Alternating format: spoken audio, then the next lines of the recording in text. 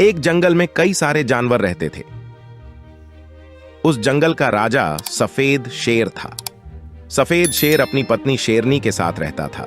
सफेद शेर बहुत ही दयालु था। उसके जंगल के जानवर बहुत ही खुशी खुशी रहते थे। एक दिन शेर और शेरनी अपनी गुफा में आराम कर रहे थे। तभी किसी जानवर के चिल्लाने की आवाज आई। सफेद शेर और उसकी पत्नी शेरनी तुरंत गुफा से बाहर आए और उन्होंने देखा कि अपने ही जंगल का बाघ एक गर्भवती हिरण को मारने की कोशिश कर रहा है। हिरण भागते भागते सफेद शेर के पास आई।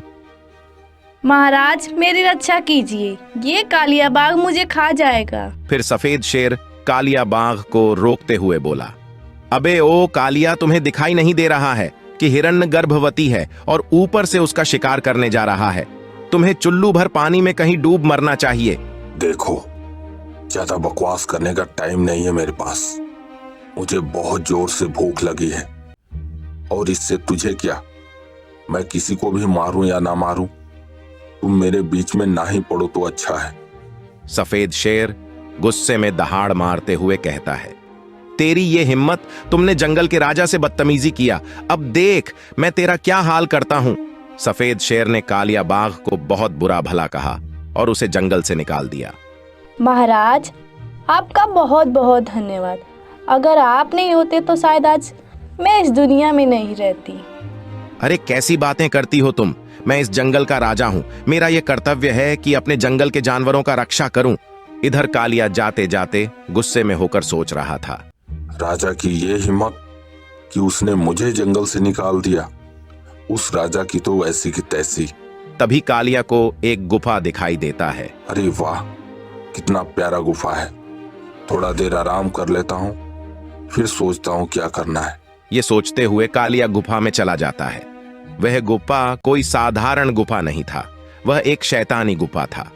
अगली सुबह कालिया बाघ जब गुफा से बाहर आया तो उसके पूरे शरीर पर लाल रंग के धब्बे हो गए थे और कालिया के पास शैतानी शक्तियां आ गई थीं। अरे वाह, ये तो जादुई गुफा है। लगता है अब टाइम आ गया उस सफेद शेर और शेरनी के मरने का। शेर और शेरनी को मारकर जंगल पर राज करूंगा, राज। ये सोचते हुए कालिया जंगल के तरफ निकल पड़ता है। कालिया को देखकर जंगल के सारे जानवर डर जाते हैं। ये बात जंगल के राजा सफेद शेर को पता चलती है और फिर शेर और शेरनी दोनों कालिया बाघ के पास पहुंचते हैं। फिर शेर कहता है, तू फिर आ गया। मैंने तुम्हें मना किया था कि दोबारा इस जंगल में आने की कोशिश मत करना। मुझे उसी दिन तुम्हें मार देना चाहिए था। हाँ महाराज, आप ठीक कह रहे हैं। उस दिन इसे छोड़कर आपने बहुत बड़ी गलती कर दिया। शेरनी के इस बात पे कालिया जोर जोर से हंसने लगता है। कालिया के इस व्यवहार पर शेर को गुस्सा आ जाता है और शेर उस पे हमला करने लगता है। कालिया बाघ अपने शैतानी शक्तियों से शेर और शेरनी को एक पिंजरे में कैद कर देता है। दोनों को पिंजरे में देख कालिया बहुत खुश होता है और फिर कहता है, अबे वो सफेद से, तेरी इतनी हिम्मत, तुमने मुझे जंगल से निकाल दिया था, अब निकाल कर दिखा। आज से तुम्हारे जंगल के जानवर को तुम्हारे आंखों के सामने ही मार कर खाऊंगा और तू कुछ नहीं कर पाएगा। सफेद शेर और शेरनी को समझ में नहीं आ रहा था कि क्या करें। तभी जोरों से आसमान में बिजली कड़कती है और आंधी तूफान चालू हो जाता है और तभी आसमान से एक उड़ने वाला घोड़ा नीचे उतरता है। कालिया तथा बाकी के सभी जानवर घोड़े को देखकर डर जाते हैं। फिर कालिया कहता है, कौन हो तुम और यहाँ क्यों आए हो? परमात्मा द्वारा भेजा गया शक्ति हूँ, तुम्हें मारने आया हूँ।